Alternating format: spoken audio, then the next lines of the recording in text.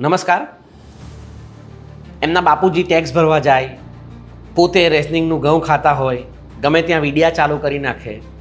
આ પ્રકારનું એક સ્ટેટમેન્ટ આપણને પરમ દિવસથી બહુ વાયરલ થઈ રહ્યું છે અને સાંભળવા મળી રહ્યું છે. આ સ્ટેટમેન્ટ છે લોક સાહિત્યકાર, આમ તો કથિત લોક સાહિત્યકાર માયાભાઈ આહિરના. કારણ કે માયાભાઈ આહિર લોક સાહિત્ય કેટલું કરે છે ઈશ્વર જાણે, પરંતુ સમયાંતરે એમની રાજકીય અથવા સામાજિક કે પછી કોઈ પણ રીતની કમેન્ટ્સ આવતી રહેતી હોય છે અને આમાં એ વિવાદમાં સપડાતા રહેતા હોય છે. એમના ભૂતકાળના વિવાદોની આપણે વાત નથી કરવી અને માયાભાઈ આહિરનું પોલિટિકલ સ્ટેન્ડ શું છે એ વિશે પણ ચર્ચા નથી કરવી, કારણ કે ભૂતકાળમાં પણ સોશિયલ મીડિયામાં કોંગ્રેસને સમર્થનના એમના અનેક વિડીયો વાયરલ થયા હતા. હાલમાં એ ભાજપને સમર્થન કરી રહ્યા છે અને કદાચ આવતીકાલે સમાજવાદી પાર્ટી જો ગુજરાતમાં રાજ કરે તો સમાજવાદી પાર્ટીના સમર્થનમાં આવા લોકો હોઈ શકે છે.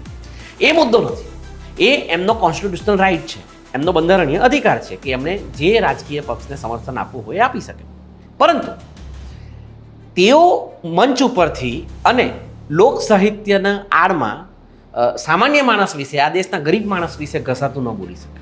એ પણ ત્યારે જ્યારે એમના ડાયરામાં અથવા એમના કોઈ પણ કાર્યક્રમમાં 90% જેટલું ઓડિયન્સ દેશનો એ સામાન્ય વર્ગ હોય છે જે વર્ગને માયાભાઈ આહિરને સાંભળવા હોય છે. માયાભાઈ આહિર જે હકરેટટ ભીડો અથવા હકરેટટ ઓડિયન્સમાં બેસે છે એનો જે સર્વે કરવામાં આવે તો કદાચ 10% જેટલા લોકો હશે જે મધ્યમ વર્ગ અથવા ઉચ્ચ વર્ગમાંથી આવતા હશે. બાકી મોટાભાગનો એમનો જે વર્ગ છે એ દેશનો સામાન્ય વર્ગ છે, જે વર્ગ વિશે તેઓ બોલી રહ્યા છે. ખેર, દેશની સરકાર તો 80 કરોડ લોકોને અનાજ આપવાની વાત કરી રહી છે અને સરકાર આનું ક્લેમ પણ બહુ સારી રીતે કરી રહી છે કે અમે દેશમાં 80 કરોડ લોકોને અનાજ આપી રહ્યા છે. પરંતુ આ 80 કરોડ લોકોને અનાજ આપવાની વાત કદાચ માયાભાઈ આહિરને પરવડતી નથી. અને કદાચ એટલા જ માટે માયાભાઈ આહિરનું કહેવું છે કે જો તમે રેશનિંગના ઘઉં ખાતા હો, જો તમે બિલો પોવર્ટી લાઇનનો તમારો કાર્ડ ધરાવતા હો, તો પછી તમારે દેશની સિસ્ટમ વિશે કે પછી પોલીસની દબંગગીરી વિશે કે પછી દેશમાં ચાલતા ભ્રષ્ટાચાર કે સિસ્ટમમાં ચાલતા ભ્રષ્ટાચાર વિશે બોલવાનો કોઈ અધિકાર થતો નથી. આવું માયાભાઈ આહિરનું કહેવું થાય છે, ઇનડિરેક્ટલી થાય છે અલબત્ત, પરંતુ જે રીતે એમણે શબ્દો વાપર્યા છે એના ઉપરથી તેમ જ પ્રતીત થાય છે કે માયાભાઈ આહિર એવું જ કહેવા માંગે છે. ખેર, માયાભાઈ, મારે તમને એક વાત કહેવી છે. આ દેશમાં આપણે 2 પ્રકારના ટેક્સ ચૂકવીએ છીએ. એક ટેક્સ જે છે પ્રત્યક્ષ ટેક્સ છે, જેની તમે વાત કરી રહ્યા છો, ઇન્કમ ટેક્સ છે.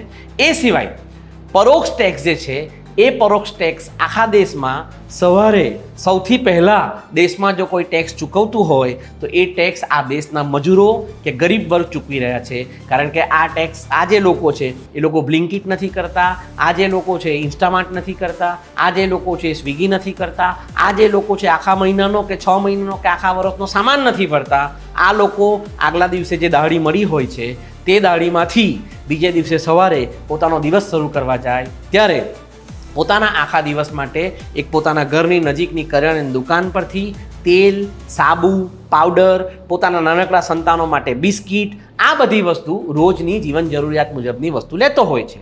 અને આપણે ઉઠતા પણ નથી હોતા ત્યારે દેશના કરોડો મજૂરો, દેશના કરોડો શ્રમજીવીઓ દેશને જીએસટીના રૂપે અનેક પૈસા ટેક્સ રૂપે ચૂકવી દે છે, જે કરોડોમાં છે. તો માયાભાઈ, આ લોકો ભલે રેશનિંગના ઘઉં ખાતા હશે, પરંતુ સૌથી પહેલાં કરદાતા આ લોકો છે, જે લોકો અડધો ભારત ઉઠે તે પહેલાં ઉઠીને કરિયાણાની દુકાને જઈને સાબુ, પાવડર કે તેલ જેવી વસ્તુ માટે જીએસટી ચૂકવી દે છે.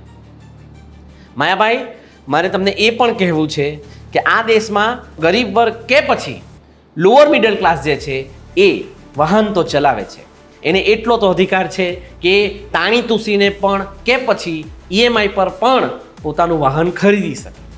અને આ લોકોના વાહન એમ જ નથી ચાલતા, આ લોકોના વાહન પાણી ઉપર નથી ચાલતા, આ વાહન પેટ્રોલ પર જ ચાલે છે. અને આ પેટ્રોલ ઉપર દેશની સરકાર એક્સાઇઝ ડ્યુટી પણ લગાવે છે અને વેટ પણ વસૂલે છે. એટલે માયાભાઈ, કદાચ આ વધુ વેટ ચૂકવવાને કારણે કે વધુ એક્સાઇઝ ચૂકવવાને કારણે પણ આ જે દાઢી મજૂરો છે, આ જે સામાન્ય લોકો છે, આ જે લોઅર મિડલ ક્લાસ લોકો છે, એમની પાસે બચત ન રહેતી હોય અને કદાચ આ વધુ પડતો જીએસટી કે વધુ પડતો વેટ ચૂકવવાને કારણે એમના પૈસા એમાં ચાલ્યા જાય છે, એટલે એમણે રેશનિંગના ઘઉં ખાવા પડે છે. માયાભાઈ, ધારો કે આ લોકો પાસે પોતાના વ્હીકલ્સ નથી હોતા તો આ લોકો પબ્લિક ટ્રાન્સપોર્ટેશનનો ઉપયોગ કરે છે, ક્યાં તો ટ્રેનમાં જાય છે, ક્યાં તો બસમાં જાય છે, અથવા આપણા દેશની ટ્રેનની વ્યવસ્થા કે આપણી સરકારી બસની વ્યવસ્થા વિશે તો તમે પણ સુપેરે જાણો છો, એટલે જ આજ સુધી તમે ક્યારેય ટ્રેનમાં કે બસમાં અપડાઉન કરતા દેખાયા નથી. પરંતુ સામાન્ય માણસ જે છે એ પણ ઘણી વખત વિચાર કરતો હોય છે કે મારે પણ ટ્રેન કે બસમાં અપડાઉન નથી કરવું અથવા મારે ટ્રાવેલિંગ નથી કરવું, તો આ લોકો પ્રાઇવેટ વ્હીકલ્સમાં, પછી એ જીપ હોય છે કે ટેક્સી હોય છે કે પછી પ્રાઇવેટ બસ હોય છે, એમાં જતા હોય છે અને એમાં પણ આ લોકો ટિકિટમાં ટેક્સ ચૂકવી દેતા હોય છે. અને માયાભાઈ, તમારા મતે રેશનિંગમાંથી ઘઉં લાવવા એટલે સાવ એવું નથી હોતું કે ઝૂંપડપટ્ટીમાં રહેનારા લોકો જ હોય. આ એ લોકો પણ છે જે લોકો મોટા શહેરોમાં સુરત, અમદાવાદ, રાજકોટ, વડોદરા, ઇવન મહેસાણા, વાપી કે આણંદ જેવા શહેરોમાં પણ નાની નાની ખોલીઓમાં, નાના નાના એક ઓરડાના ઘરમાં આ લોકો ભાડે રહે છે. અને આ લોકો જ્યારે ભાડે રહે છે ત્યારે એમના મકાન માલિક પાસે જે તે નગરપાલિકા પ્રોપર્ટી ટેક્સ વસૂલે છે, તે મકાન માલિકોએ કોઈ ભંડારા નથી ખોલ્યા હોતા. એ મકાન માલિકો એમની જે ટેક્સની રકમ છે એ આ મજૂરો પાસે કે સામાન્ય વર્ગ પાસે કે પછી લોઅર મિડલ ક્લાસ પાસે જ વસૂલે છે. એટલે માયાભાઈ, કદાચ તમે માફી માગશો જ એવું મને લાગે છે, કારણ કે આ તો પરંપરા ચાલી છે. કદાચ ન એ માંગો, કારણ કે તમે તો ધ માયાભાઈ આહિર છો, તમે થોડા માફી માંગી શકો. પરંતુ આ લોકો ટેક્સ ભરે છે અને ધારો કે નથી પણ ભરતા, તો પોલીસ જે છે એનું કામ રક્ષણ કરવાનું છે. અને એનો જ્યારે અપોઇન્ટમેન્ટ લેટર આવે છે ત્યારે એમાં પણ સેવા શબ્દનો ઉપયોગ થયો હોય છે. પોલીસ જે છે એ પ્રજાની સુખાકારી કે પ્રજાના રક્ષણ માટે જ હોય છે. એ પોલીસની મૂળભૂત જે જોબ છે એ નોકરી જ સેવા માટેની છે. જ્યારે કોઈક માણસ સેવામાં ઊણો ઉતરે છે અથવા એની સેવા સામેના માણસને ન સમજાય, તે મોબાઈલ કાઢે કે વિડીયા ઉતારે, તો એમાં કાંઈ ખોટું નથી. અને માયાભાઈ, આ મોબાઈલ જે કાઢે છે અને વિડીયા જે ઉતારે છે, એ વિડીયા પણ સિમ કાર્ડ પર ચાલે છે. અને એ સિમ કાર્ડમાં પણ જે તે કંપનીઓ ટેક્સ લે જ લેતી હોય છે.